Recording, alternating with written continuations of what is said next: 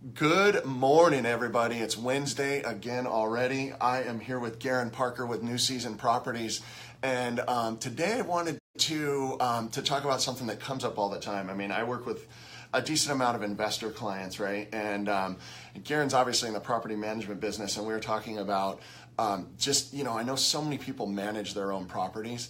And get their own tenants and all that stuff. And in talking to Gerren, it's like, oh my gosh, like there's a million little, as I said in the comment section there, a million pitfalls that you wouldn't even know were there, right? I mean, that are really good reasons to make sure that you've got some representation and probably use a property management company. Spend a few bucks up front to save a ton down the road. So I brought Gerren in to I wanted to just talk about a couple of the really obvious things, not to scare people, but just to talk about dang, you might want to take this pretty seriously. I mean, you wouldn't represent your own defense in some weird case where you smuggled drugs or something like that. So why would you manage your own property? So yeah, Gerren, talk to us a little bit about just some really crazy things that maybe someone wouldn't even know. Sure. No, I appreciate it. Thanks for having me here. I appreciate that. So one of the things that we are very cognizant of being a management company is when we're working with owners and we're working with tenants is we have to have a very specific and strict criteria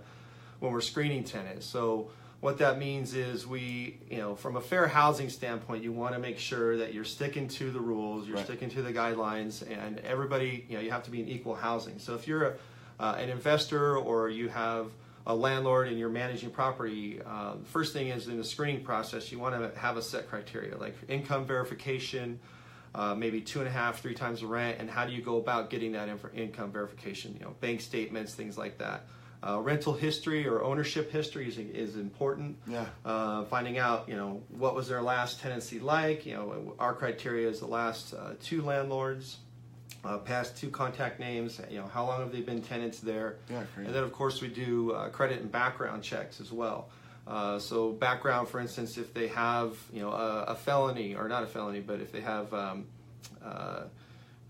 liens on their record, judgments, if they've had evictions, things like that. There are protected classes now, which people that have had felonies in the past is now a protected class. So you have to be careful because you cannot discriminate against people. Right. So, and discrimination is huge. So you want to make sure that, for instance, here's a good example, which people might say is, hey, go by and take a look at the neighborhood, see if you like it. Well, that right there is insinuating that they may not be a good fit for the neighborhood, so that could be discrimination. So you cannot say stuff like that. You can say, go look at the house and make sure you like the way the house looks. So from our end, you have to be very careful. You have to be very specific, set criteria.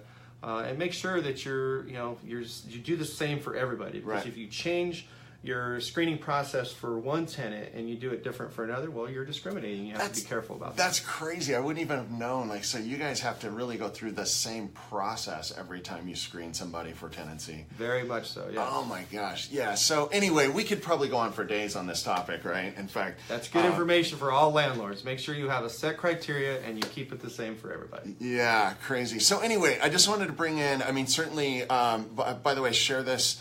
Like it, but then also feel free to ask any questions. I'll make sure and get anything that I can't answer. I'll have Gerren. I'll get an answer from Gerren, and just again, the moral of the story here is look, I'm a big believer that that owning property is a fantastic way to build wealth. It's a great investment, but done wrong, you can really find yourself in deep trouble and losing properties if you're not careful. Yeah, equal housing and fair housing is all about. So you want to stay within the guidelines for sure. Sweet, man. Well, I appreciate you joining in. Again, Gerren with New Season Properties, and I'm Bill with Franklin Loan Center.